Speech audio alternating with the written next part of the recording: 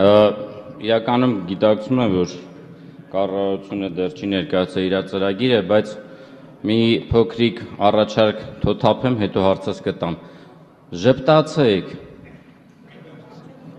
Լիակատար այլ էր կառավարության ներկայացուցիչների դեմքը անցած քարորյանք, պարոն վարչապետ, իսկ ամենաշատը ձեզ ասում, այնպես որ այտենց մի նստեք, գիտենք, որ երկրի վիճակը շատ ծանր է, սպասում ենք լավ ծրագրի առնվազն, հույսով, համակարգային փոփոխություններով։ Հիմա փորձեմ հարցս ձևակերպեմ։ Մենք ունեցանք սահմանադրական բարեփոխումներ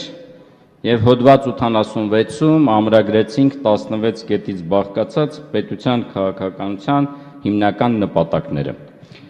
16-րդ կետում ամրագրեցինք, որ պետությունը պարտավորություն է վերցնում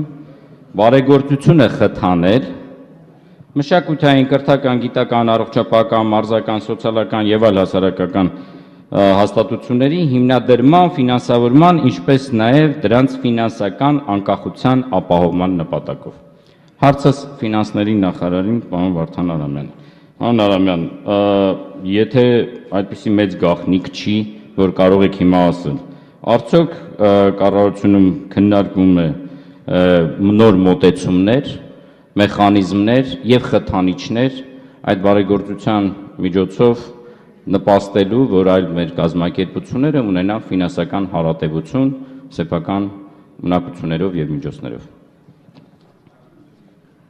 Հարցին կպատասխանի ֆինանսների նախարար Վարդան Արամյանը։ Շնորհակալություն հարցի համար,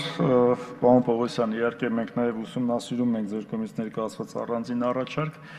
բոլոր տեսակի մեխանիզմները, որ մենք պետք է սահմանենք, դրանք պետք է լինեն աշխատունակ եւ կենսունակ, որպեսզի իրենք հետագայում ապահովեն վերարտադրությունը ֆինանսների, որովհետեւ հակառակ պարագայում, եթե մենք ստեղծենք մի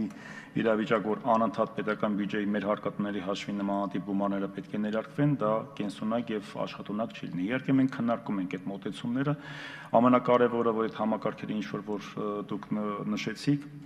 որպեսզի բարեգործությունը հետագայում լինի, որոշակի մասնաբաժին բնականաբար կառավարության բյուջեի հաշվին լինելու է, բայց պետք է նաև հաշվի առնենք, որ ստեղծվի այնպիսի հենքեր, որը որ դուք արդեն նշեցիք, որ կարողանան նաև այլ աղբյուրների հաշվին մենք կարողանանք այդ կայունությունը ապահովենք ապագայում։ Շնորհակալություն։ Արձագանքի համար Լևոն Պողոսյան, երրորդ խոսափող։ Շնորհակալություն, պարոն նախարար։ Իմ ասած գաղափարը երևի լավ չի ընկալվել, եթե այդպես է մտածում, թե պետբյուջեի հաշվին է, որովհետև չարչարվողը կազմակերպությունն է, վճարողը հանրությունն է, իր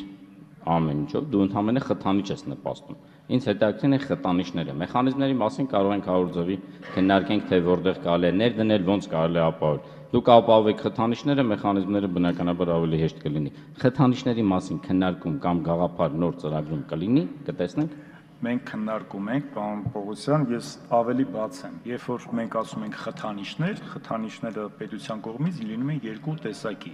Կամ դա լինում է հարկային գործիքների միջոցով, կամ լինում է ծախսերի միջոցով, կամ համապատասխան ռեժիմ ստեղծելու միջոցով, որը վերջի հաշվով եւս կարող է անդրադառնալ մեր ֆինանսային։ Իրակի դեպ հիմնական խթանիչները, որոնք որ դուք ներկայացնում եք,